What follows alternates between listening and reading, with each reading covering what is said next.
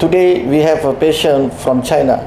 She came all the way from China to lower her hairline. The technique that we use is smart FUE.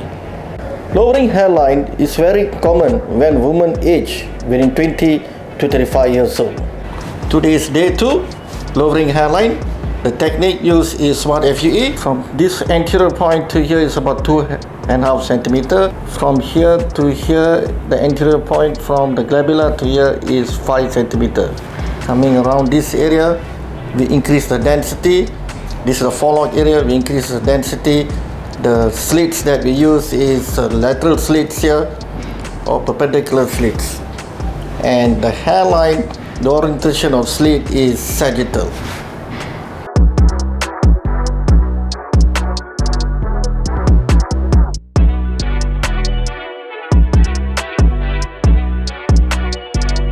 Are you happy? I'm very happy. Thank you.